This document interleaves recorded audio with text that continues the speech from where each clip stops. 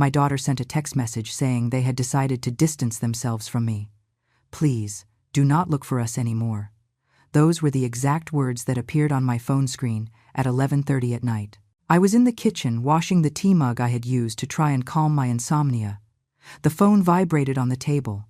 I picked it up with wet fingers and read it. I read it twice, 3 times, as if reading it one more time would change what it said. Mom, we decided that we are going to distance ourselves from you. Please, do not look for us anymore. Those were not the words of my daughter Sarah. I knew that immediately. I recognized the tone.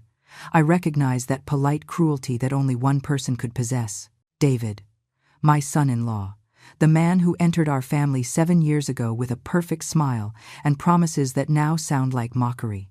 But there was the detail that broke me. Sarah had agreed to it. She did not write the message, but she allowed it. She approved it. She let her husband speak for her to tell me that they no longer wanted me in their lives.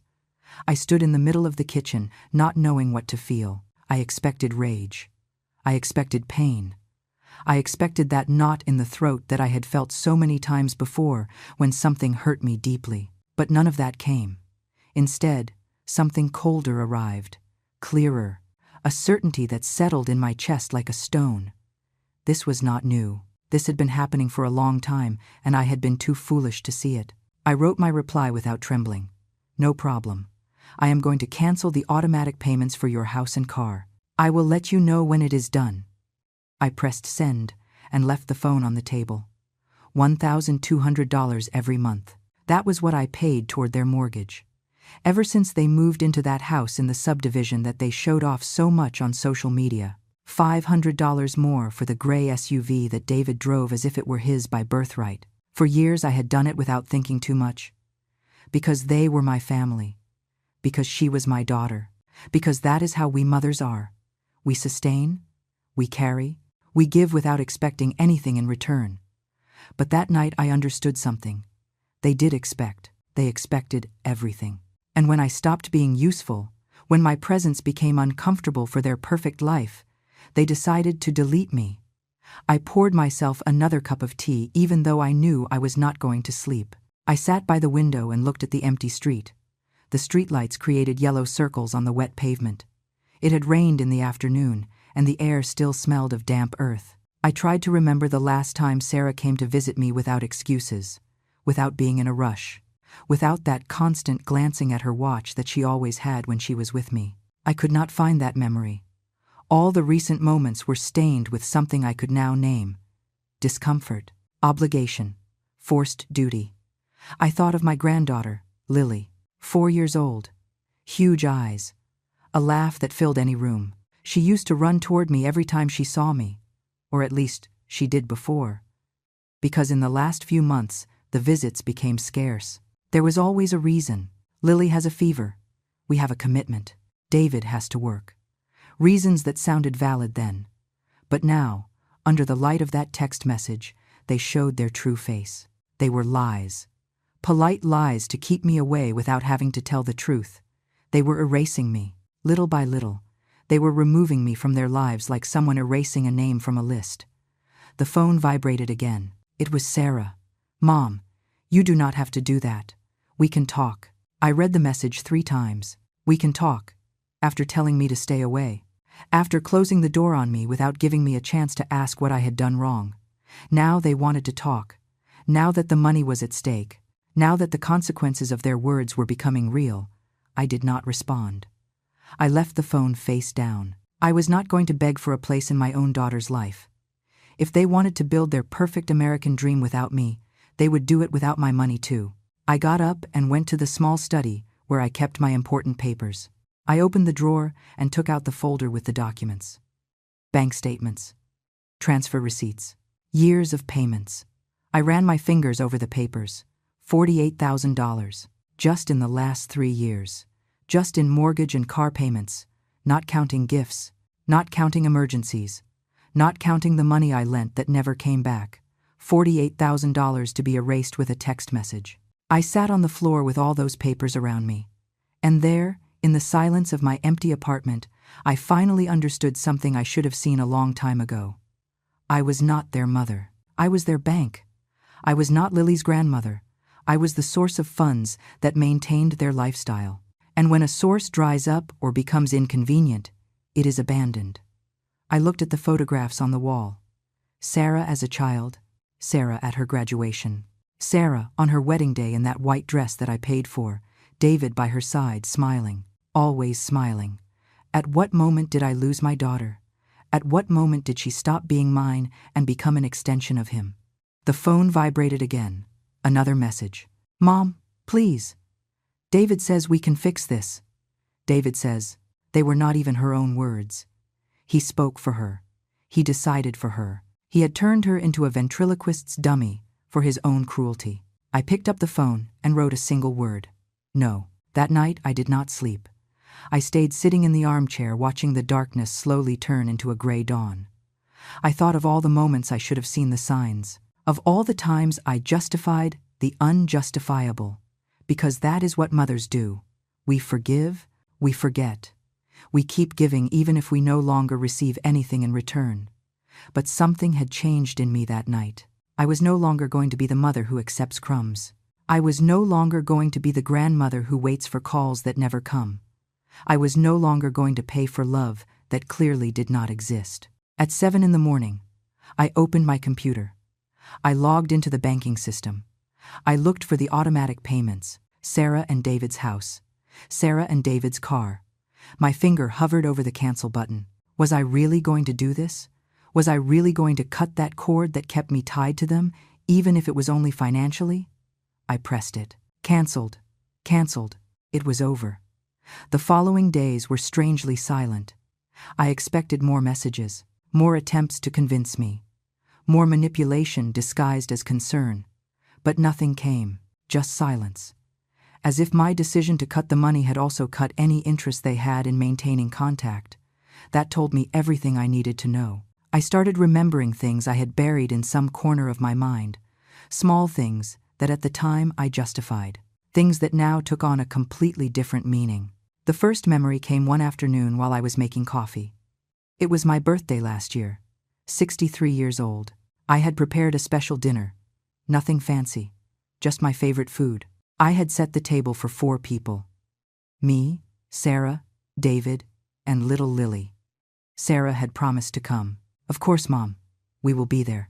At 7 o'clock sharp. I had cooked all afternoon. I made that roast chicken she loved as a child. I made mashed potatoes. I baked a chocolate cake. I put flowers in the center of the table. Flowers I bought with money I should have used for my medication. 7 in the evening. They did not arrive. 7:30. Nothing. 8. Silence. At 8:15 I got a message. Mom. Sorry. Lily has a fever. We are not going to be able to make it. Happy birthday. I stood staring at the set table, the food getting cold, the candles unlit. I told myself that kids get sick, that it was normal, that it was not personal. But 2 days later, I saw the photos on social media. Sarah, David, and Lily at an elegant steakhouse, everyone smiling, Lily showing no sign of having been sick. The date of the post was the night of my birthday, the same night she supposedly had a fever. They lied to me, and I knew it. But I did what I always did. I swallowed it. I justified it. Maybe the post was old. Maybe she felt better quickly. Maybe. Another memory arrived. This one more painful. It was 6 months ago. I had undergone minor surgery, nothing serious, but I needed someone to pick me up from the hospital. I called Sarah 3 days before to let her know. Mom, of course, I will swing by for you. Do not worry. On the day of the surgery, I waited 2 hours sitting in the recovery room. The nurses kept asking me if they were coming for me. I said yes, that they were on their way. That traffic was probably heavy. I called Sarah. She did not answer. I called again. Nothing. I texted her. Nothing. Finally, a nurse offered to help me call a cab. I went home alone, dizzy from the anesthesia, scared, feeling so small and so invisible. Sarah wrote to me 5 hours later. Mom, sorry. A work meeting of David's ran late and we couldn't cancel. Did you get home okay? A work meeting of David's. Not even her own meeting. His. And that was more important than picking up her mother from the hospital, I replied. Yes, I got home fine. Do not worry. Do not worry. Always so understanding. Always so available to forgive. I remembered last Christmas. I had bought gifts for everyone. For Lily, I bought that doll she had asked for, $200. For Sarah, an expensive perfume she had mentioned, $150. For David, a designer shirt, $100. I wrapped them in nice paper. I put bows on them. I took them to their house 2 days before Christmas because they said they were going to spend the holidays with David's family. But we will see you later, Mom. We will call you. They did not call. I spent Christmas alone watching old movies on television. I ate leftovers from the dinner I prepared with the hope that maybe they would change their minds and come. On New Year's, I got a message. Happy New Year, Mom. Thanks for the gifts. Lily loved her doll. Thanks for the gifts. Not an apology for leaving me alone. Not an explanation. Just thanks for the gifts. The memories kept coming. Each one was like opening a wound that had healed poorly. Mother's Day, which they forgot until 3 days later. The time I got sick with the flu and they did not come to see me for 2 weeks. The calls I made that went to voicemail. The messages left on read. But the worst was social media. Because there, they did post. There, they did share their life. Photos of outings, of restaurants, of trips. A perfect life built with filters and fake smiles. And I never appeared. Not a single photograph with me. As if I did not exist. As if Lily's grandmother was a ghost. I remembered Lily's birthday 3 months ago. They threw a big party. I knew because I saw it posted. Balloons, clowns, a table full of food. Dozens of guests. They did not invite me. When I asked Sarah why she hadn't told me anything, her answer was simple. Oh, Mom. It was something small. Just close family. Close family. I was not close family. I was the grandmother, but I was not close family. That afternoon I looked at all the photos of the party they posted. I counted 18 adults, David's family, David's friends, David's parents, holding Lily, smiling for the camera. I was not there. And nobody noticed my absence. Or maybe they did notice it. Maybe it was exactly what they wanted. A celebration without me. I wondered how many other celebrations I had missed without knowing. How many times they met and decided not to invite me. How many times I was the topic of conversation. Don't tell your mom. Let's not invite your mom. Your mom is too. Too what? Too what was I that I deserved this treatment? I kept remembering. Each memory was a piece of a puzzle that was finally starting to take shape. A clear pattern of exclusion. Of lies. Of indifference disguised as busyness. The time I needed help moving a heavy piece of furniture, and Sarah said David had to work. But that night I saw them dining at a restaurant, according to their posts. The time I asked if they could accompany me to an important doctor's appointment because I was nervous. Mom, we have plans just that day. But they never told me what plans. The time I made food and took it to them because Sarah mentioned she was too tired to cook. David opened the door. He took the containers. He thanked me and closed the door. He didn't even let me in. He didn't even offer for me to come in for 5 minutes. All those moments I swallowed in silence, that I filed away as misunderstandings, that I forgave because that is a mother's love. But it was not love. It was habit. It was convenience. It was having me available for when they needed me but invisible when they didn't. I realized something terrible. It had been more than a year since I hugged my granddaughter. More than a year since I entered their house. More than a year since our meetings were in neutral places. Fast food coffee shops, parks where Sarah checked her watch every 10 minutes. They had been pushing me away so gradually that I didn't realize it until I was completely out.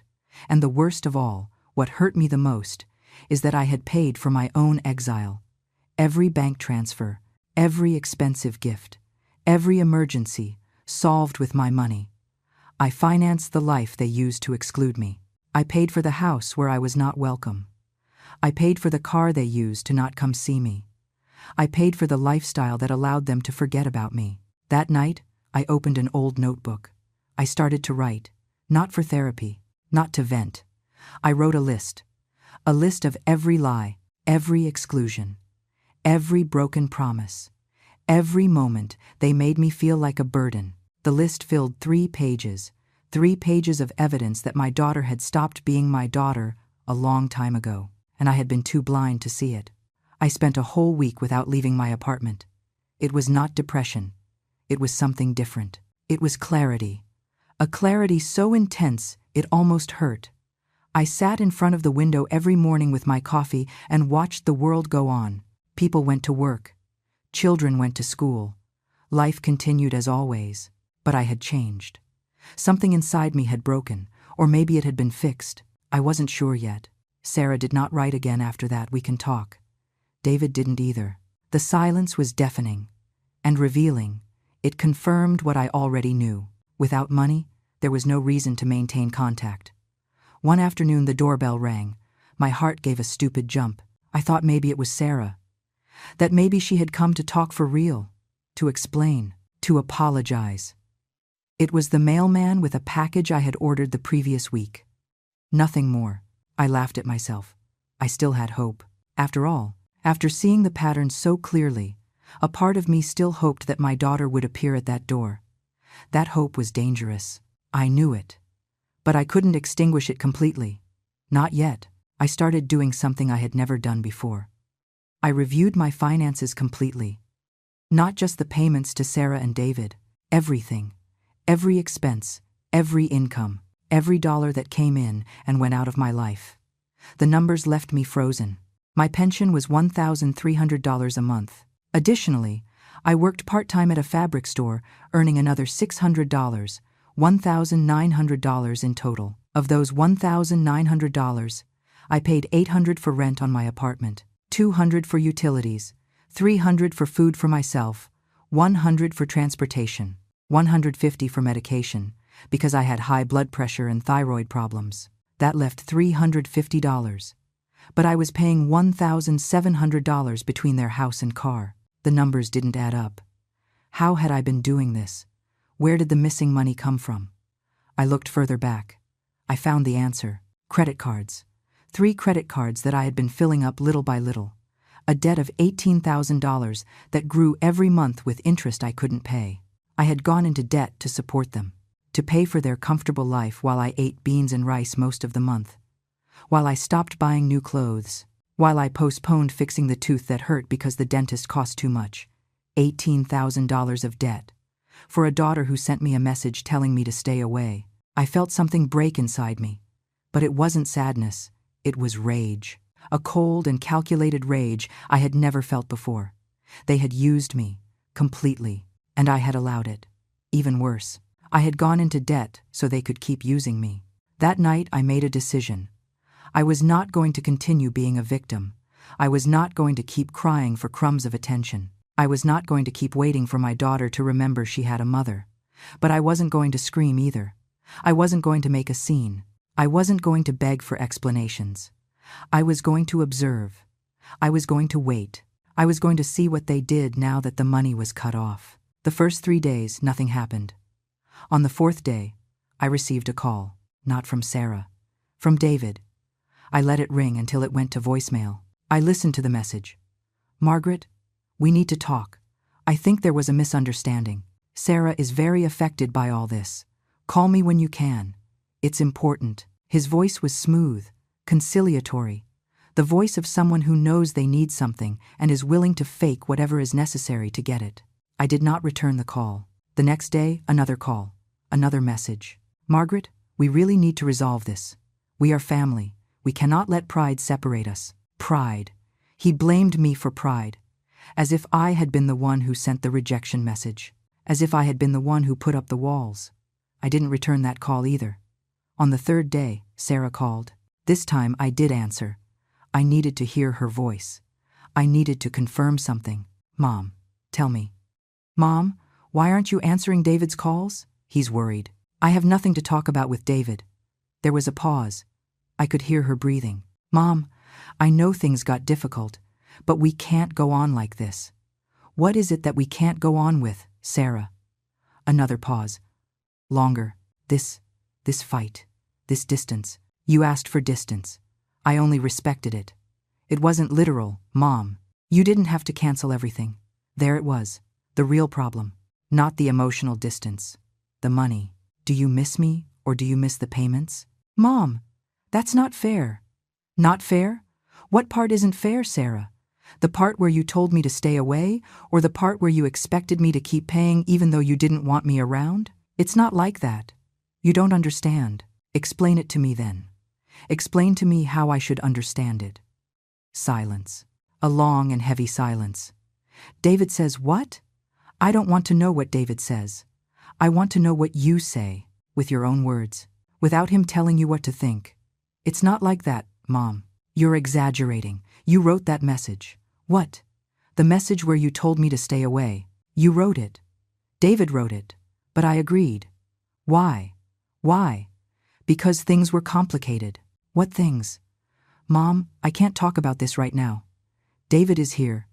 David is always there. David always has something to say. But you, Sarah, what do you want? I want things to go back to normal. Normal was me, paying for everything, and you seeing me when it was convenient for you. It's not like that. When was the last time you came to see me without needing something? Silence again. When was the last time you invited me to your house? Nothing. When was the last time you let me see my granddaughter for more than 30 minutes? Mom, enough. You're right. Enough. That's why I canceled everything.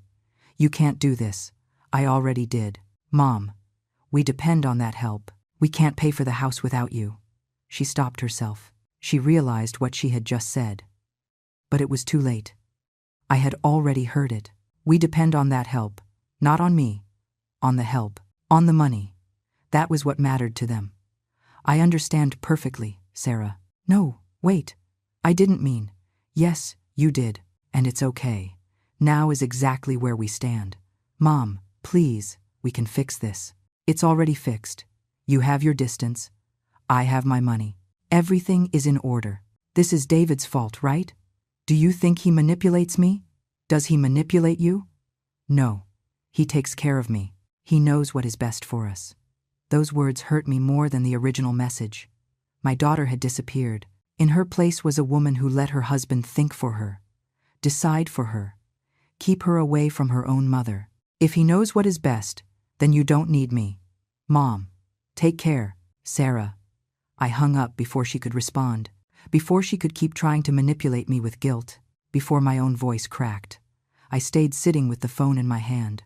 I was trembling, but not from fear or sadness. It was from contained rage, from years of swallowing everything, from decades of putting others first. Something had changed in that call. Sarah had said it clearly. We depend on that help. It wasn't that they missed me. It was that they missed my money. And David, that man had absolute control over my daughter. Sarah couldn't even have a conversation with me without mentioning him, without him being there, without asking for his approval. When had this happened? When had my independent daughter turned into an echo of her husband? I started thinking about David more carefully, about how he had entered our lives, about how everything had changed after him. Sarah was different before. We talked every day. She visited me. She included me in her life. And then David arrived. Handsome, charming, with that smile that seemed perfect. At first, everything was fine. But little by little things changed. The visits became spaced out. The calls got shorter. And when they needed something from me, it was always David who casually mentioned how much life cost, how much a little support would help. I gave because I thought I was helping my daughter. But now I saw the truth. I wasn't helping my daughter. I was financing my own estrangement. That night, I didn't sleep well. I had strange dreams. In one of them, David appeared with another face, a face I didn't recognize. In another, Sarah was crying, but I couldn't reach her. I woke up at 5 a.m. with a cold certainty installed in my chest. Something wasn't right with David, something beyond being controlling or manipulative. There was something about him that didn't fit, something I had ignored because I wanted to believe my daughter was happy.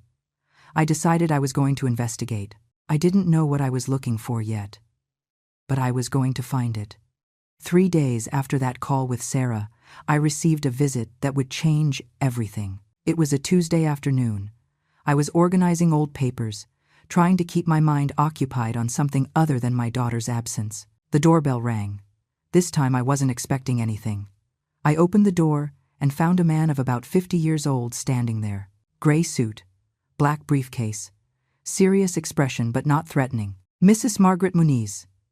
Yes, that's me. My name is Frank Miller.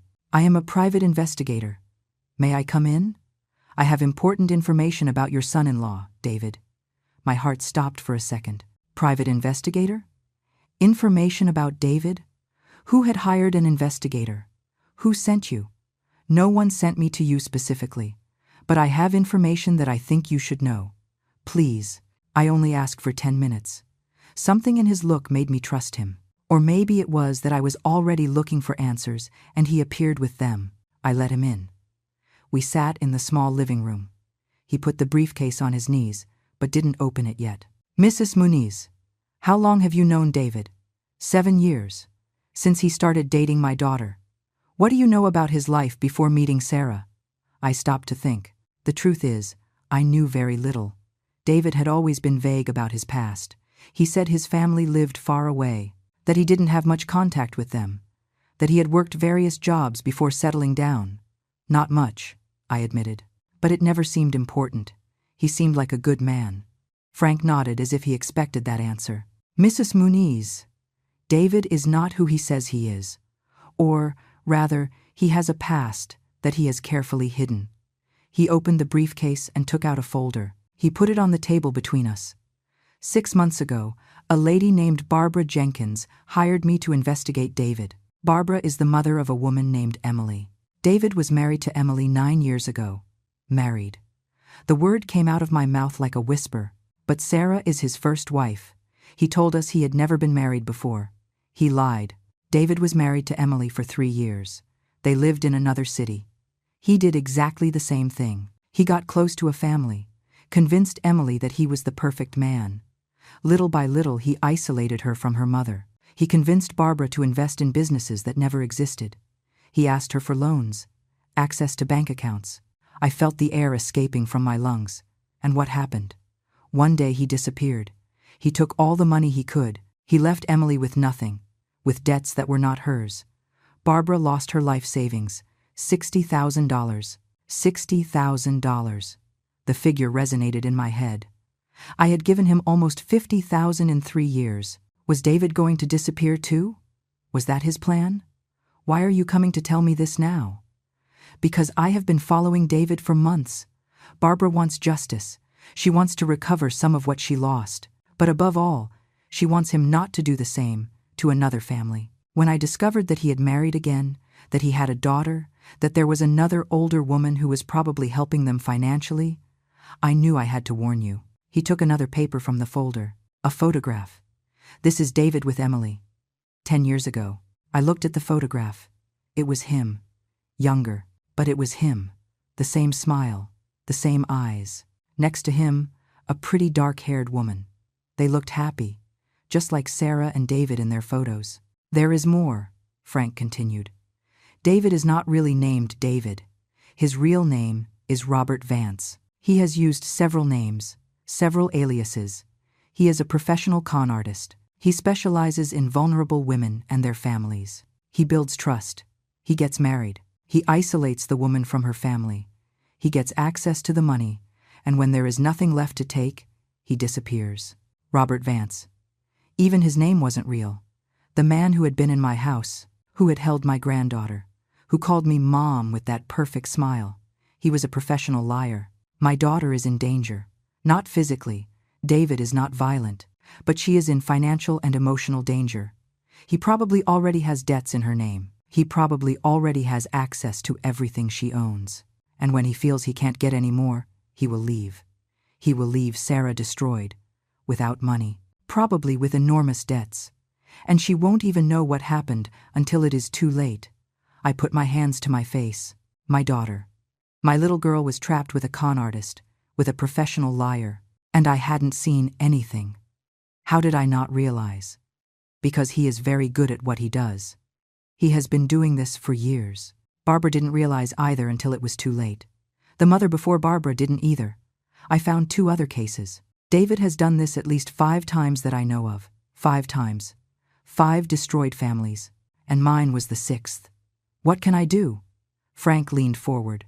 We need solid proof of fraud. Documents, bank transfers, anything that proves he obtained money through deception. I have information from the previous cases, but I need to connect it to what he is doing now. Do you have access to financial documents? Contracts? Something he has signed? I thought quickly. I have the receipts for the transfers I made. I have some emails where he mentioned emergencies, needs. It was always him who wrote asking for help, even though it came in Sarah's name. That works. Anything else? House documents? Car? The house and the car are in both their names, Sarah and David. But I paid directly. I have all the bank statements. Perfect. I need copies of everything. I also need you to tell me everything you remember about what your relationship with David was like. Every time he asked for money, every promise he made, every lie that seems suspicious to you now. We spent the next 2 hours going over everything. I told him about the progressive distancing, about how David was always present when Sarah talked to me, about how the requests for money increased, but the visits decreased. Frank took notes meticulously. All this fits his pattern. He isolates the victim from her family of origin, especially from maternal figures, because they are the ones most likely to notice that something is wrong. He maintains the flow of money, but reduces personal contact to prevent discovery. And the message? The one they sent me telling me to stay away. That is new. In the previous cases, he wasn't so direct. It probably means he is in the final phase, that he is already preparing his exit. He wanted to cut off contact completely, so that when he disappears, you cannot intervene quickly. But then, I canceled the payments. That ruined his plan. Probably. That's why David is calling you. He needs the money to keep flowing a little longer while he finishes preparing his escape. My estimate is that he has between 2 and 4 weeks before disappearing. 2 to 4 weeks. My daughter had less than a month before her life exploded into pieces. I have to warn her. I have to tell Sarah. Frank shook his head. If you tell her now, David will know immediately. He has her so controlled that she will probably tell him everything. He will deny it. He will say it is a lie, that you are trying to separate them. And then he will disappear before we can build a solid case. Sarah will be left without any way to recover anything. So what do? Let him continue with her. We let him think he is in control. Meanwhile, we gather evidence. We build a case. And when we have everything, we confront him in a way he cannot escape. With police, with lawyers, in a way that Sarah has to see the truth even if she doesn't want to. I felt a knot in my stomach. The idea of leaving my daughter with that man one more day turned my insides. But Frank was right. If I acted on impulse, David would disappear and Sarah would never believe me. How much time do you need? Give me a week, maybe 2. I need to verify some things. Talk to Barbara and the other victims. Prepare solid documentation. Can you do that? Can you wait without saying anything to Sarah? I nodded, even though every fiber of my being wanted to run to my daughter's house and get her out of there. Frank took a card from his briefcase. This is my number. Call me if anything urgent happens. If David does something suspicious. If Sarah comes to see you. Anything. And please, do not tell anyone else about this yet. Why are you helping me? Barbara is paying for this. Barbara reopened the initial investigation. But this is no longer just work. I have seen what this man does. I have seen the families he destroys, the women he leaves broken. If I can stop him this time, if I can prevent another family from going through the same thing Barbara went through, then it is worth it. He stood up to leave. At the door he stopped. Mrs. Muniz, your daughter is lucky to have you. Even though she doesn't see it now, you are saving her. I closed the door after he left and stood in the hallway. My legs were trembling. I sat on the floor with my back against the wall. My son-in-law was a liar, a con artist, a man who had destroyed families before and was about to destroy mine. And my daughter had no idea. She was so blind, so controlled, that she would probably defend David if I told her the truth. I looked at the folder Frank had left on the table, full of evidence, of stories of other women, of other mothers who had gone through exactly the same thing as me. I felt something grow inside me.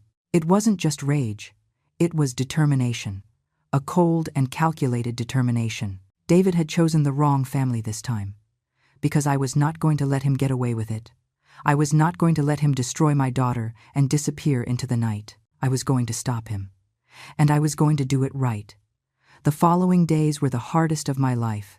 Knowing the truth and not being able to do anything with it was consuming me from the inside. Every time the phone rang, my heart raced, thinking it might be Sarah, saying David had disappeared. Frank called me on the third day. "I need you to come to my office. There is someone who wants to meet you." I took 2 buses to get there. Frank's office was in an old building downtown. 3rd floor, no elevator. When I entered, there was a woman sitting waiting. She looked about 60, gray hair tied back, tired but determined eyes. "Margaret, this is Barbara Jenkins." The woman stood up and extended her hand. I took it. Her fingers were cold. "I am sorry you have to go through this," Barbara said. Her voice trembled slightly. "I know exactly how it feels." The 3 of us sat down. Frank put a box on the desk. Barbara brought more documentation. Things she hadn't shown me before because they were very personal. But when she knew David had done the same thing again, she decided it was necessary. Barbara opened the box. It was full of papers, photographs, receipts, letters. "My daughter Emily was a smart woman," Barbara began. "She worked as a nurse. She had her own apartment. She was independent. And then she met David, or Robert, or whatever he really calls himself. She took out a photograph, Emily smiling next to David. They looked in love, like Sarah and David in their photos. At first, everything was perfect. He was charming, attentive. He treated her like a queen. 6 months later, they got married. I thought it was fast, but Emily was happy. Who was I to say anything? Her voice cracked a little. She took a breath before continuing. Shortly after, the changes began. Emily stopped visiting me as much. When I called her, David was always there. Always on speakerphone. Always listening. When I asked if we could talk alone, Emily said there were no secrets between them. I knew that story. It was mine. It was Sarah's story. Then the requests for money started. First, small ones. A loan to fix the car. $500. Then to pay an unexpected debt. $1,000. Then to invest in a business David was starting. $5,000. Barbara took out bank documents. Transfers. Checks. Everything documented meticulously. In 2 years, I gave him $43,000. I sold my mother's house that I had inherited. I emptied my retirement savings, all because I believed I was helping my daughter build her future.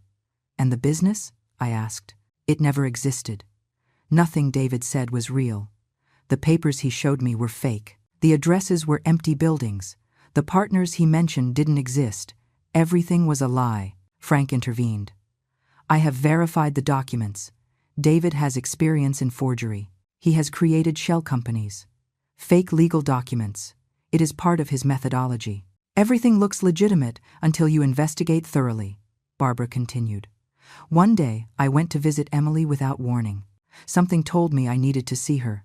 When I arrived at the house, it was empty. Completely empty. The neighbors told me they had left 2 days before. A moving truck took everything. She didn't tell you. Nothing. Not a call. Not a message. I tried to contact her for weeks. Her phone was disconnected. Her social media deleted. It was as if she had disappeared from the planet. Tears began to roll down her cheeks. 3 months later, I received a call from a hospital. Emily was there. Alone. Destroyed. David had left her in another city. Without money, without a job, with $30,000 in credit card debt that he had taken out in her name. I felt my stomach turn. That was what awaited Sarah. How is Emily now? She is alive. She is working, but she has never been the same. The depression almost killed her. She had to declare bankruptcy. She lost years rebuilding her life. And the relationship with me was also damaged. She blamed me for not having seen the signs, for having trusted David, even though I was also a victim. Frank put another folder on the table. There are more cases. I have found 4 more besides Emily. All similar stories, all with the same pattern. He opened the folder. More photographs, more documents, more women who had believed in David, more destroyed families. This is Tanya. David was with her 12 years ago. He got $22,000 out of her before disappearing. This is Jessica. 15 years ago, $35,000. Before that, there are indications of at least 2 more cases, but I don't have complete documentation. I looked at the photographs. All different women, but all with the same expression in the photos with David. Happiness, trust, love. How is it possible that he keeps doing this? Why has no one stopped him? Because he is careful, Frank explained. He changes cities, he changes names. He waits a few years between each case. And, above all, he knows how to manipulate the legal system. Technically, what he does might not be completely illegal. They are family loans, voluntary investments. There are no contracts that say he must return the money. The debts are in the women's names, but they signed them voluntarily even if they didn't know what they were signing. So we can't do anything legally? I didn't say that. We can. But we need proof of intentional fraud. We need to prove he used fake identities, that he forged documents, that he planned everything from the beginning. With that, we can go to the police. We can build a criminal fraud case. Barbara leaned forward. That is why we need your help, Margaret. You still have access. You can still get information. If you work with us, we can stop him before he does to Sarah what he did to Emily. What do you need me to do? Frank took out a list. First, I need you to document everything. Every interaction with David. Every request for money. Every promise he made. Second, if possible, I need you to get access to documents, house papers, car papers, any contract David has signed. Third, I need you to maintain contact. Do not cut it off completely. If he suspects we are investigating him, he will disappear. You want me to talk to them again? After everything. I know it is difficult, but it is the only way. If you can resume contact without raising suspicions, we can buy time. Barbara took my hand. I know what I am asking of you. I know it hurts. But think of your daughter. Think of your granddaughter. If David disappears now, Sarah will be left with all the debts. With the house she can't pay for. With destroyed credit. And probably pregnant or with another child that David will have used to tie her down more. That last part hit me. Pregnant. It is part of his pattern. Emily was pregnant when he disappeared. She lost the baby from the stress. Tanya was also pregnant. David uses children as a form of control, as a way to get more money, as a way to make families invest more in the relationship. I felt like I couldn't breathe. Sarah could be pregnant. David could be planning to leave her with another child, with more responsibilities, with more debts. I will do whatever is necessary. Frank nodded. Good. So this is what we are going to do. You are going to call Sarah. You are going to say you have thought things over, that maybe you reacted badly, that you want to talk. You are not going to mention anything about money yet. You just want to reconnect. And if David suspects, David is going to think he won. He is going to think you broke, that you need your family more than you need your money. He is going to lower his guard, and when he does, we are going to get what we need. We spent the next 2 hours planning every detail. Frank gave me a small burner phone. Use this to communicate with me, not from your normal phone. David could be checking Sarah's messages. If she has access to your phone, he does too. Barbara gave me a hug before leaving. Thank you for doing this. I know she is your daughter and it must be horrible, but you are saving her. Even if she doesn't know it now, you are saving her. That night I sat in front of my phone for an hour before dialing. I rehearsed what I was going to say, how I was going to sound. I had to be convincing. I had to make Sarah believe I had given in. Finally, I dialed. Sarah answered on the third ring. Mom, hello my love. We can talk. There was a pause. Of course. Wait. I heard movement. A door closing. Okay, I'm alone. She was lying. I bet David was there, listening. But I kept going. I have been thinking a lot about everything. About the message. About what happened. And I think maybe I reacted badly. Really? Her voice sounded hopeful, almost desperate. Really? You are my daughter. Lily is my granddaughter. I don't want to lose you over pride. Oh, Mom, I don't want that either. I miss you so much. Could we see each other? Maybe this week? I could make the food you like. Or if you prefer, I can come see you. Yes, yes. I would love that. Let me talk to David and I will confirm what day. There it was. Let me talk to David. She couldn't even accept an invitation from her mother without his permission. Perfect, my love. I love you. I love you too, Mom. I hung up and stared at the phone. The trap was set. Now I just had to wait for David to bite the hook. Sarah called me the next day. Mom, how about Saturday? We can come to your house for lunch. David wants to talk to you too. He says we need to clear everything up as a family. Of course, David wanted to talk. He wanted to make sure the money started flowing again. He wanted to control the conversation. He wanted to manipulate me face to face. That sounds perfect, my love. What time?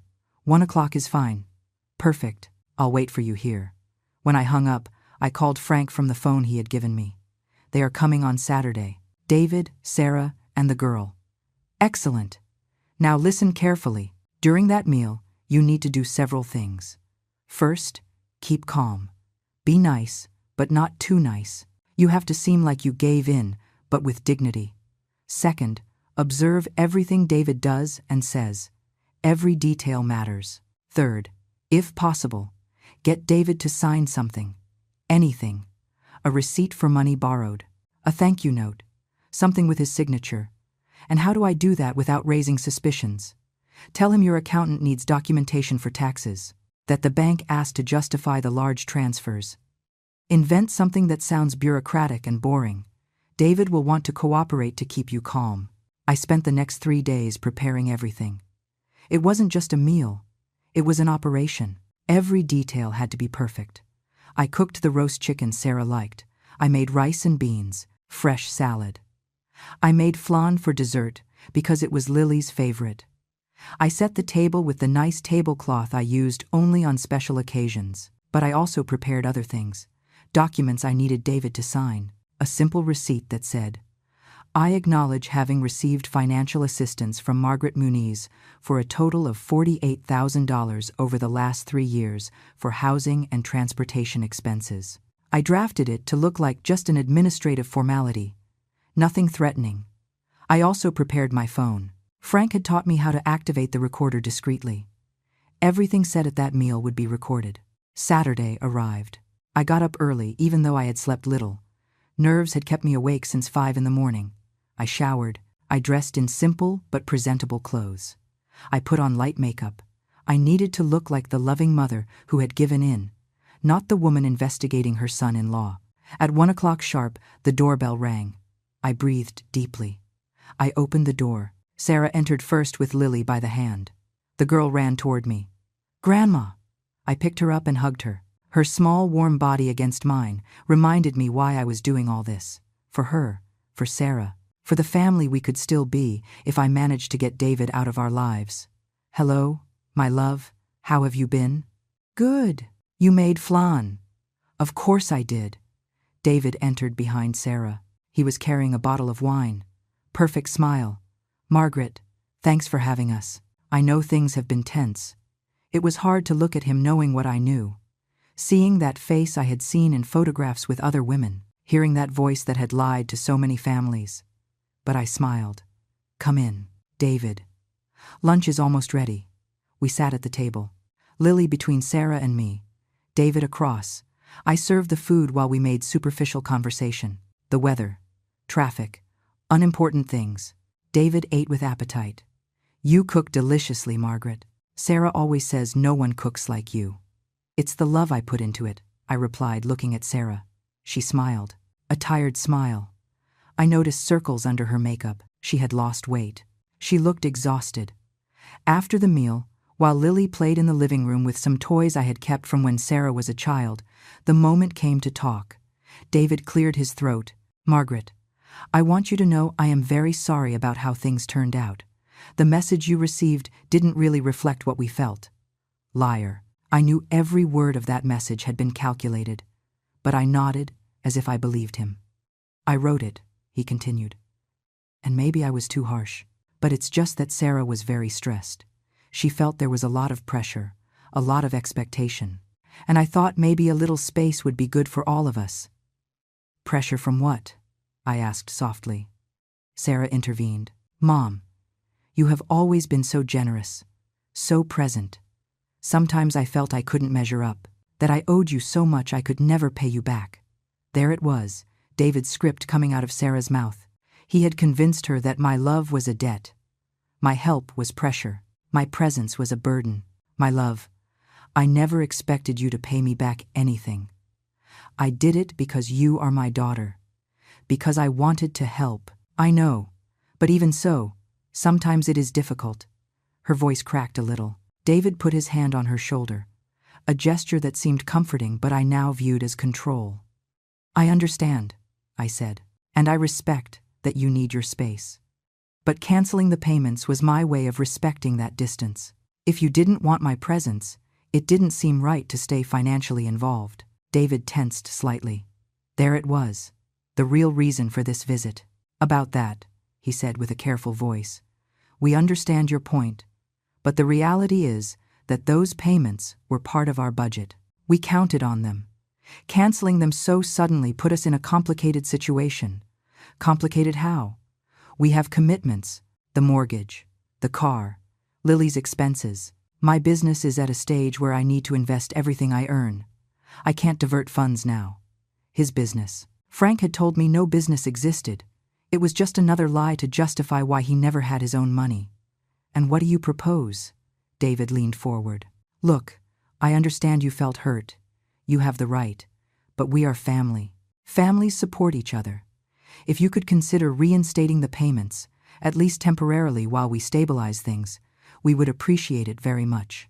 And of course, we are going to make a better effort to keep in contact. More visits, more calls, more visits in exchange for more money. The deal was clear. And surely the visits would last only until the money flowed again. Afterwards, we would return to the same pattern. I need to think about it, I said. It has been a difficult few weeks for me too. But before making any decision, there is something I need. What thing? David asked. My accountant called me.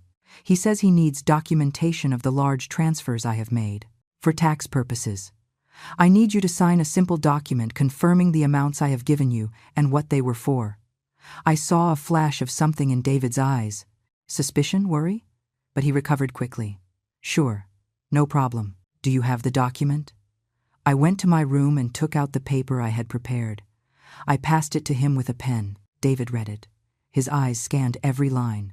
I could see his mind working, calculating if signing it was dangerous. It is a lot of money, he said finally. 48,000 in 3 years. Yes, it is. I hadn't realized it was so much. Liar. He knew exactly how much it was, probably had calculated it down to the last cent. Is there any problem signing? I asked with a calm voice. No, it's just that. This is for your accountant, right? It's not going anywhere else. Just for my files. As I said, they are tax requirements, nothing more. David looked at Sarah. She nodded slightly. He took the pen and signed, his full name. David Solis, another lie captured on paper. But it was his signature, his acknowledgement of the money received. Thank you, I said, carefully putting the paper away. Now let me think about the other thing. I can't promise you anything yet, but I am going to consider it. How much time do you need? David's voice had a tone of urgency he tried to disguise. A week, maybe 2. I need to check my finances too. See what is possible. He didn't like that answer, but he couldn't push more without showing desperation. The rest of the visit was more relaxed. We played with Lily, we drank coffee, we ate flan.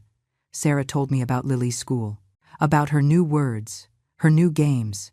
We talked like a normal family, but I couldn't forget the performance.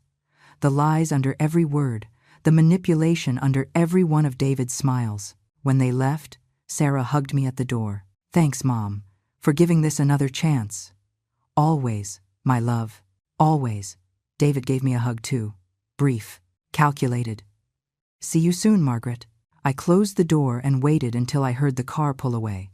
Then I took out the phone Frank had given me and called him. How did it go? I have the signature. He acknowledges the $48,000. And the whole conversation was recorded. Perfect. Did you notice anything suspicious? He hesitated before signing. He asked several times what the document was for. He is nervous. Good. That means he knows he is on dangerous ground. He mentioned something about leaving, travel, changes.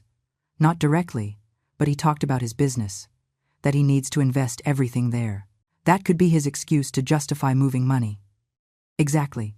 He is probably preparing his exit. I'm going to speed up the investigation. We have to move fast. That night, I didn't sleep. I stayed awake listening to the recording over and over again.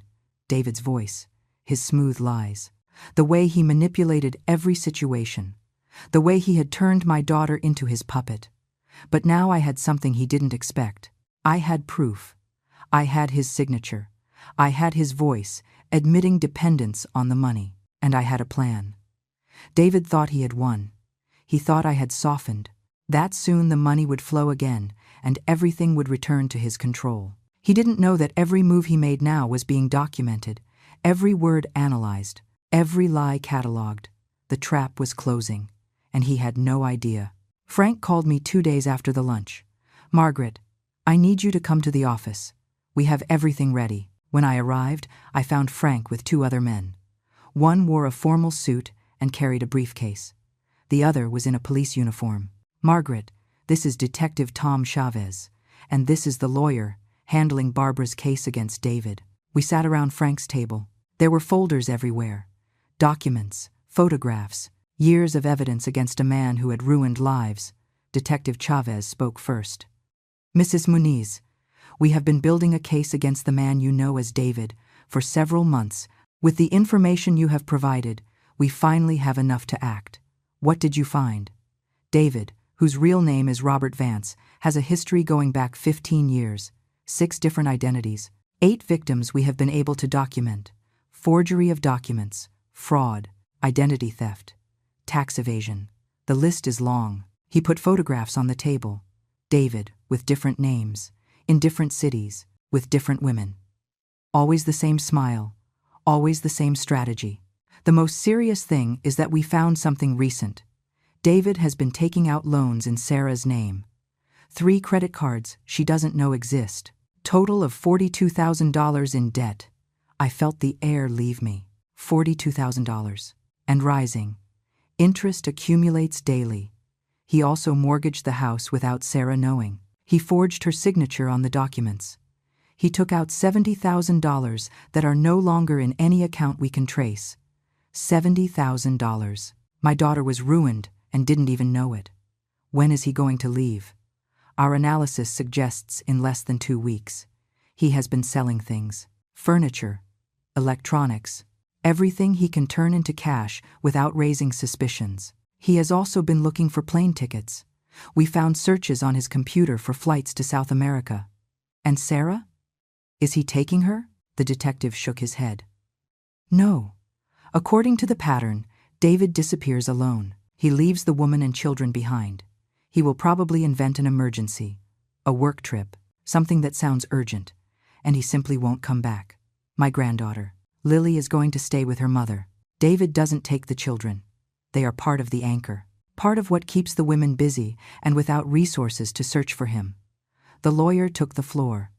"Mrs. Muniz, this is what we are going to do. Tomorrow we are going to file formal charges against Robert Vance, alias David Solis.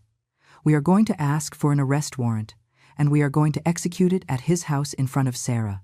In front of her? We cannot arrest him anywhere else. I understand you want to protect her from the trauma, but Sarah needs to see this. She needs to see the police taking David away. She needs to hear the charges. She needs the illusion to break completely. Otherwise, he will find a way to contact her from wherever he is and will convince her that it is an injustice, that you planned it all, that he is the victim." Frank nodded. "I have seen this before. If Sarah doesn't see with her own eyes that David is arrested legally, with real charges, with solid evidence, her mind will seek ways to justify it. She will want to believe him. She will want to think there is an explanation.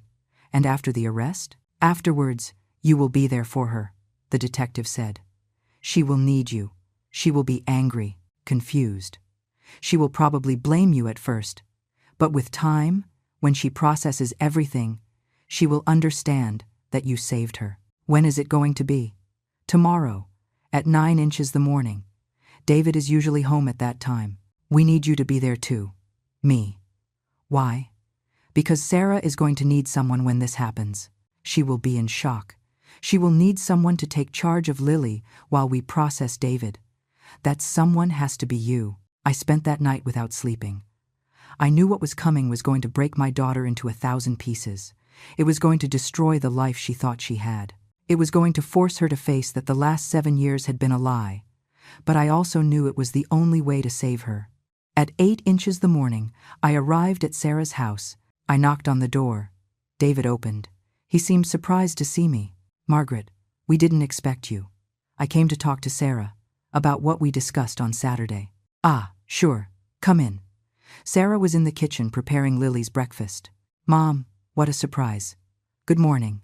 My love, can we talk?" "Sure. Sit down. Do you want coffee?" "Please." David stayed in the living room, but I could feel his attention on us, trying to listen, trying to control the situation even from afar. "So, did you think about what we talked about?" Sarah asked with hope in her voice. Before I could answer, the doorbell rang, loud, insistent. David went to open it. I heard voices, loud, authoritative. "Robert Vance." "No, you are mistaken. I am David Solis. We have an arrest warrant for Robert Vance. We have confirmation that represents your real identity. You have the right to remain silent." Sarah jumped up. "What is happening?" She ran to the door. I followed her. In the doorway were 3 police officers. One of them was Detective Chavez. They had David, or Robert, handcuffed. "What are you doing? Let him go." "There is a mistake," Sarah shouted. "Ma'am, your husband is being arrested for fraud, forgery, identity theft, and other charges. He has the right to get a lawyer." "No, this is a mistake. David, tell them." David looked at me. In his eyes I saw something I had never seen before. Pure hate. He knew I was behind this.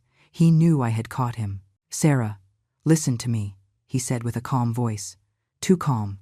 "This is a misunderstanding. Your mother is behind this. She planned everything because she doesn't want us to be happy. Don't believe them anything." "No," Sarah screamed. "Mom, tell them to stop. Tell them this is a mistake." Detective Chavez pulled out a folder. "Ma'am, your husband's name is not David Solis. His name is Robert Vance. He has used 6 different names in the last 15 years. He has scammed 8 families, and he has $42,000 of debt in your name that you probably don't know exists." "That is a lie," David said. "Sarah, don't believe them. It's a trap. He also mortgaged your house without your knowledge. He forged your signature. He took out $70,000 that disappeared, and we have evidence that he planned to abandon you and your daughter in less than 2 weeks." Sarah looked at me, her eyes full of tears, of confusion, of pain. "Mom, what did you do?" "I saved you," I said with a firm voice. "Even if you don't see it now, I saved you." "No. You destroyed my life. You destroyed my family." David was led toward the police car. He kept talking. "Sarah, don't believe them. Get a lawyer. I did nothing wrong. Your mother is lying. Barbara is lying. They are all lying. Barbara." He had said Barbara's name. Sarah heard it. "Who is Barbara?" No one answered. David was already in the car. The doors closed. They took him away. Sarah collapsed on the floor, crying, screaming. Lily came out of her room scared by the noise. "Mommy, why are you crying?" I knelt next to Sarah. I tried to hug her, but she pushed me away. "Don't touch me. Don't touch me." "What did you do?" Lily started crying too. I picked her up. I hugged her even though she resisted wanting to go to her mother. Detective Chavez approached. "Mrs. Muniz, here are the documents. Everything your daughter needs to know is there. Case numbers, evidence, contacts. When she is ready to read, everything is documented." He passed a folder to Sarah. She didn't even look at it. She just cried with her face in her hands. The police left. The house fell silent except for Sarah's crying and Lily's sobs. "Sarah, my love, look at me. Leave. Get out of my house. I am not going to leave you alone now. I hate you. You ruined everything." He ruined it. Years ago, I just stopped him from continuing. "You're lying. David loves me. He loves us. David doesn't exist. That man's name is Robert, and he has done this to 8 other women before you." "No, it's not true." I picked up the folder from the floor. I opened it. I took out the photographs. Robert with different names, with different women, with different families. Look at them. Sarah looked up. She saw the photographs. Her face changed. The denial began to crack. This is Emily. He was married to her 9 years ago. He took $60,000 from her family and left her with $30,000 in debt. This is Tanya. This is Jessica. This is another one. All believed he loved them. All believed they were special. Sarah took the photographs with trembling hands. She looked at them one by one. Tears fell on the paper. No, it can't be. It is real, my love. Everything is real, and you were going to be the next on the list. But I love him. We have a daughter. We have a life. He doesn't love you. He never loved you. He only used you. Like he used all the others.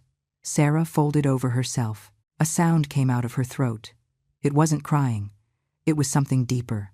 It was the sound of a soul breaking. I sat on the floor next to her, with Lily still in my arms, and I waited. I waited for the shock to pass. I waited for reality to settle in. I waited for my daughter to need me. Hours passed.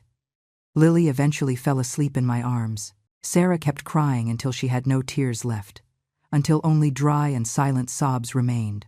Finally she spoke. Her voice was barely a whisper. How long did you know? 2 weeks. Why didn't you tell me immediately? Because you wouldn't have believed me? Because he had you so controlled that you would have defended every lie? You needed to see the evidence. You needed the police to arrest him. You needed it to be undeniable. I have debts I don't know about. $42,000 in credit cards. He mortgaged the house. $70,000 that are gone. And all the money you gave me disappeared too. Probably in accounts we can't trace. Sarah closed her eyes. I am ruined. No, you are alive. You are free. And I am going to help you rebuild everything. I don't want your help. Your help was what got me into this. Those words hurt, but I understood them. Sarah needed to blame someone. And I was easier to blame than facing that she had lived a lie for 7 years. It's okay. When you are ready, I will be here. I got up carefully not to wake Lily. I put her in her bed. I went back to the living room. Sarah was still on the floor with the photographs scattered around. I am going to stay tonight. On the sofa. In case you need me. She didn't answer. But she didn't ask me to leave either. That night, lying on my daughter's sofa, I heard her sobs from her room. Every sound was a reminder of the pain I had caused to save her. But it was also proof that she was alive, that she was there, that we still had a chance to rebuild what David had destroyed. The truth had exploded, and now we had to live in the rubble. The first days after the arrest were the darkest. Sarah barely spoke, barely ate. She moved through the house like a ghost. I stayed there. I prepared food she didn't touch. I took care of Lily, who asked for her daddy every hour. Where is Daddy? Daddy had to go away. My love, when is he coming back? There was no easy answer for that question. On the 3rd day, Sarah finally opened the full folder the detective had left. She sat at the kitchen table and read every page, every document, every testimony from the other women. I saw her face change with every revelation. Denial turned into shock, shock into horror, horror into understanding. There was another pregnant woman, she said with a hollow voice. Emily. She lost the baby when he left. I sat across from her. I know.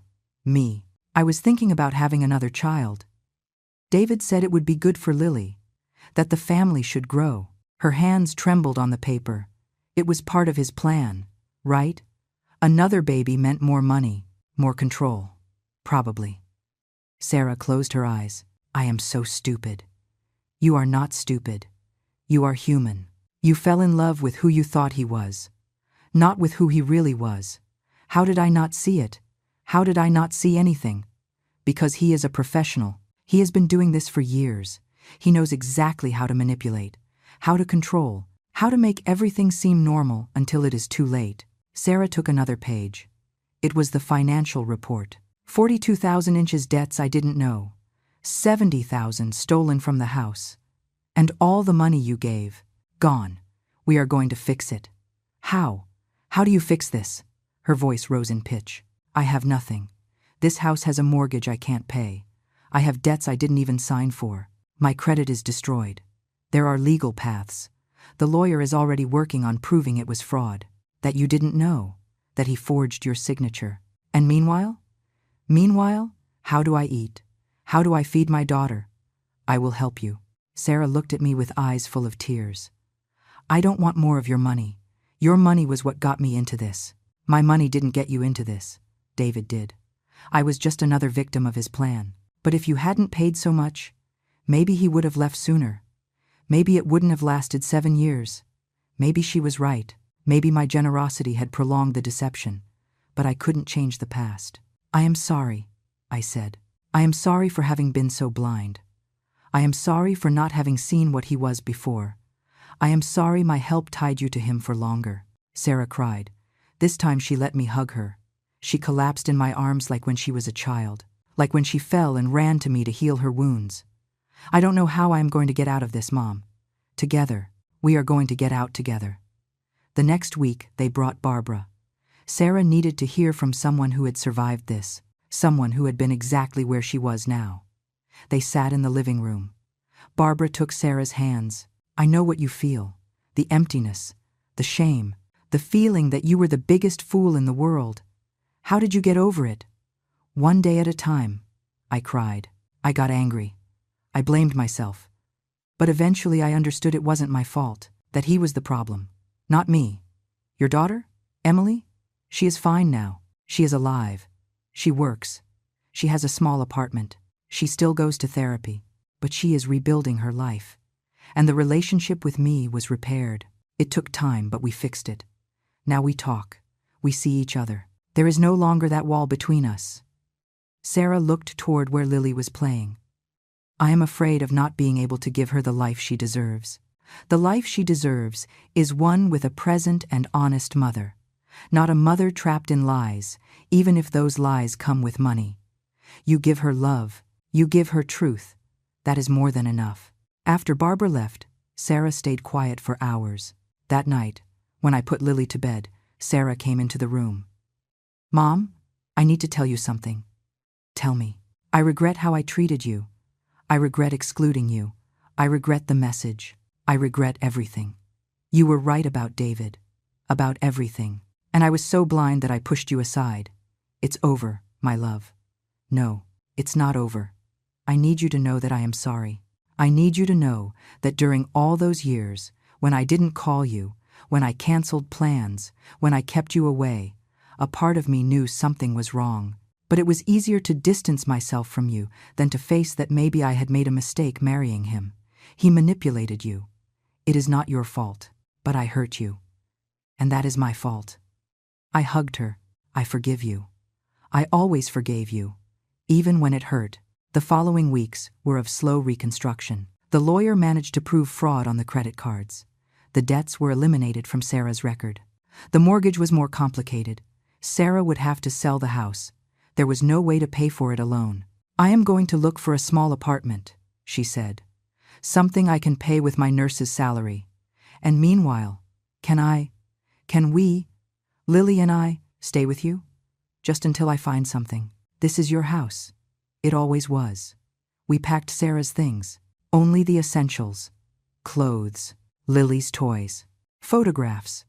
We left everything else behind. Everything David had touched. Everything that was part of that fake life. The day they moved into my small apartment, Lily ran through the rooms excited. I am going to live with Grandma. Yes, my love. Forever. For a while. Sarah and I shared my room. Lily had the small study I used to store things. We turned it into her space. We painted the walls light colors. We put her toys, her books, her small bed. It was tight. It was uncomfortable sometimes, but it was real. It was honest. It was true family. Sarah got extra shifts at the hospital. I kept working at the fabric store. Between the two of us, we covered expenses. There wasn't much left over. There were no luxuries. But there was peace. There was truth. There was unconditional love.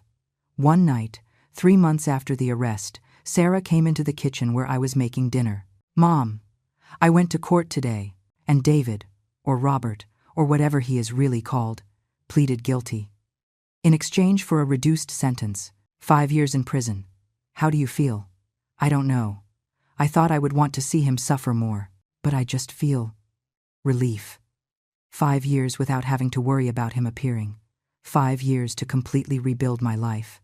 And after the 5 years, afterwards there will be a restraining order.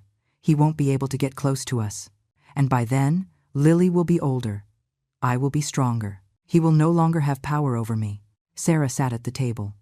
The lawyer says we might recover some of the money. Not all, but something. They are tracing accounts. Hidden assets. The money doesn't matter. It doesn't matter to me anymore either. Before I thought money was security, that I needed to have a lot to be okay. But now I know real security is different. It is knowing who you are. It is having real people by your side. It is living without lies. Lily came running in. Mommy, Grandma, look what I made. She was holding a drawing. 3 figures holding hands. Her, Sarah, and me. It is our family, she said proudly. Sarah hugged her. Yes, my love, this is our family. That night, after putting Lily to bed, Sarah and I sat on the small balcony of the apartment with hot tea. Thank you, she said. Why? For not giving up on me. For saving me, even though I didn't want to be saved. For being here now, even though I treated you so badly. You are my daughter. I am always going to be here. Sarah put her head on my shoulder, like when she was little. Like when the world was simple and I could fix everything with a hug. I love you, Mom. I love you too, my girl. I love you too. The stars shone over the city. The air was fresh. And for the first time in years, I felt my family was complete. Not because of money, not because of appearances, but because of something deeper, something real. Something no David in the world could destroy. A year after David's arrest, I woke up early as always. I made coffee in the small kitchen I now shared with my daughter and granddaughter. I heard the sounds of the morning, Sarah getting ready for her shift at the hospital, Lily singing while she dressed for school. Normal sounds, real-life sounds. I sat by the window with my hot cup in my hands. The sun was starting to rise. The city was waking up slowly, and I thought of everything we had gone through to reach this moment of peace. Sarah came into the kitchen already dressed in her nurse uniform. She looked different now, thinner still, but in a healthy way. Her eyes had a clarity I hadn't seen in years. She no longer carried that invisible weight David had put on her shoulders. Good morning, Mom. Good morning, my love. Coffee, please. She sat in front of me. She took the cup I passed her and drank slowly. Outside, the world went on. But inside, in this small apartment, we had built something new. Something that did not depend on lies or manipulation. Today is the anniversary, Sarah said softly. I know. A year since everything exploded. A year since the police took David away. A year since my life collapsed. And a year since you started rebuilding it. Sarah smiled. A small but genuine smile. Yes, I guess it is that too. Lily ran in with her backpack half on. Grandma, help me. I helped her with the straps while Sarah finished her coffee. These mornings had become our routine. Chaotic, noisy, but full of true love. Ready for school? I asked Lily. Yes, today we are going to draw animals. What animal are you going to draw? A butterfly. Because butterflies are pretty and can fly wherever they want. Sarah and I exchanged glances. Lily didn't remember much of David. She was so little when he left that her memory of him was fading. Maybe that was a blessing. Maybe it was better she didn't carry those memories. After dropping Lily at school and Sarah at the hospital, I went back to the apartment. I had the day off work. I sat down with a box I had kept for months without daring to open it. Inside were all the photographs of the last 7 years. Sarah and David at their wedding. Sarah pregnant with David smiling next to her. Lily as a baby in David's arms. Christmases. Birthdays. Moments that seemed happy, but that I now knew were built on lies. I looked at every photograph. I no longer felt rage. I no longer felt sharp pain. Just a soft sadness for the lost time. For the years David stole from us. For the family we could have been if he had never appeared. But I also thought about what we had gained. Sarah was now stronger than ever. She had gone back to studying. She was taking courses to specialize in her career. She had real friends, not friends approved by David, but women who truly supported her, and our relationship had transformed. There were no longer secrets between us. There were no longer walls. We talked about everything, about her fears, about her hopes, about the difficult days and the good days. The phone rang. It was Frank. "Margaret, I have news." "Tell me." "We recovered part of the money. Not all. But we found an account overseas where David had hidden $43,000. The judge ordered it distributed among all the victims. Sarah's share is $12,000. It wasn't everything lost, but it was something. It was justice, even if partial. Thank you, Frank, for everything." "Don't thank me. This was teamwork. You were brave. Not many mothers would have done what you did." When I hung up, I called Sarah to give her the news. I heard her voice crack. $12,000. I can put a deposit on an apartment. We can have our own space again. There is no rush, my love. You can stay here as long as you need." "I know, but I also know you need your space. You have been so generous, so patient. You deserve to get your life back too. My life is complete with you here, and ours is complete with you. But maybe it is time we find a new balance, a place nearby, where we can visit each other every day, but where we also have our space." She was right.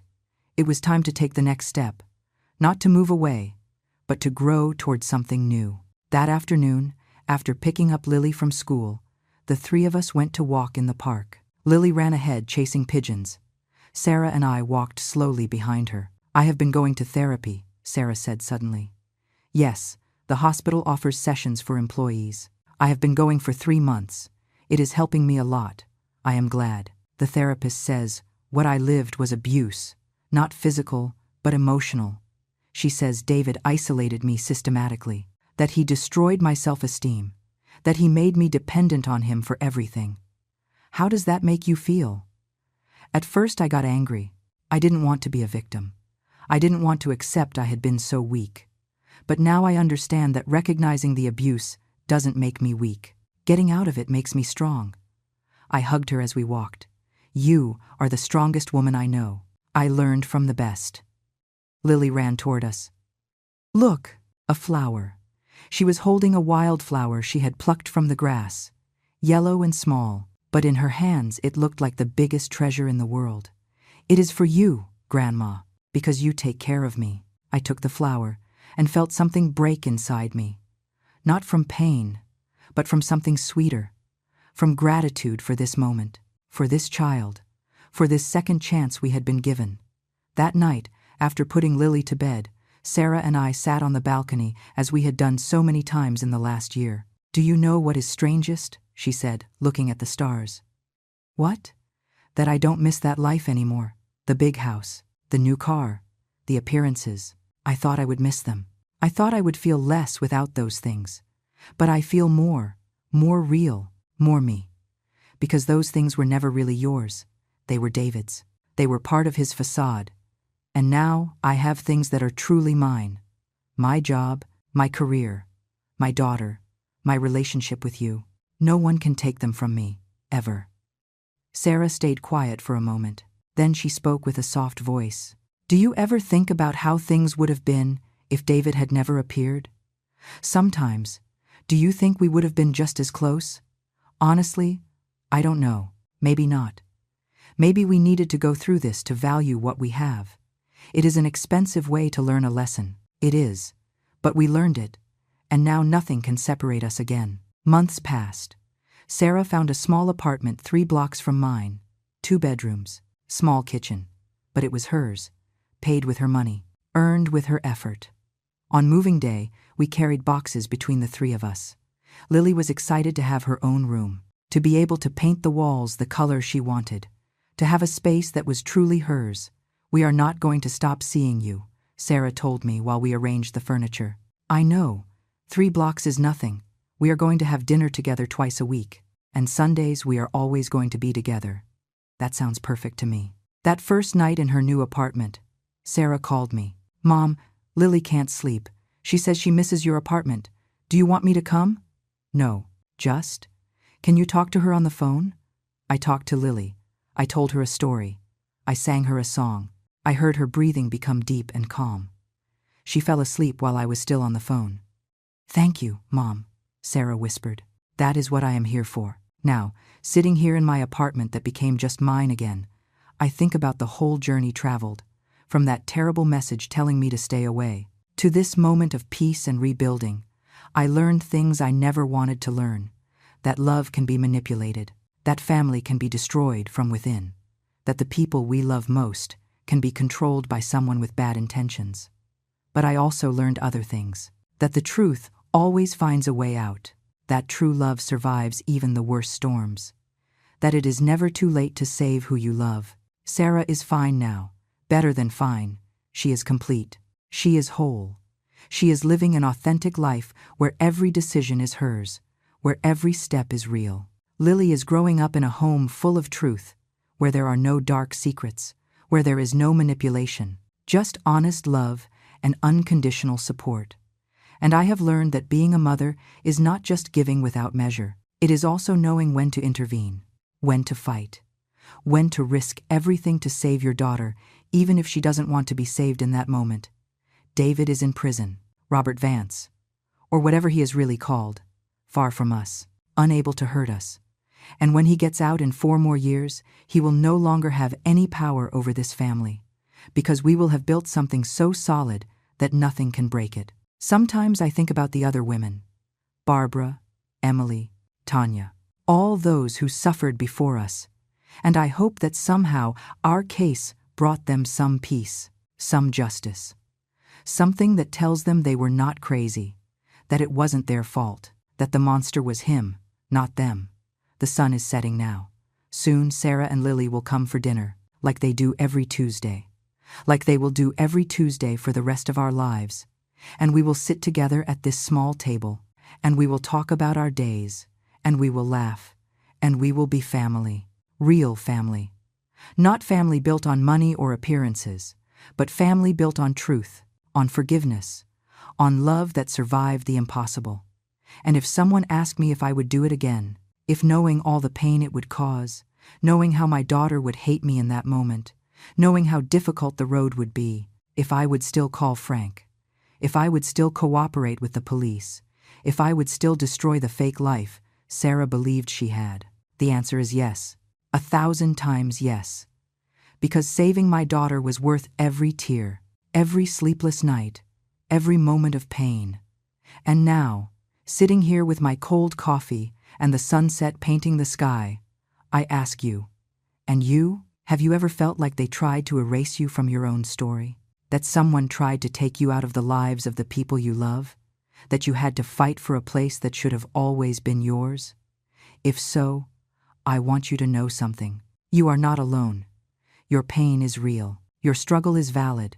And you deserve to be in the lives of the people you love, not as a source of money, not as a convenience, but as a complete human being who gives unconditional love. And if you ever have to choose between being loved and being respected, choose respect, because love without respect is manipulation, and you deserve both. The doorbell rings. Sarah and Lily are here. I can hear my granddaughter's laughter from the hallway, my daughter's voice calling me. I open the door, and there they are, my family, real, imperfect, but completely ours, and that is all I ever wanted. Would you like me to generate a summary or key takeaways from this story to help you reflect on the themes of financial abuse and family resilience?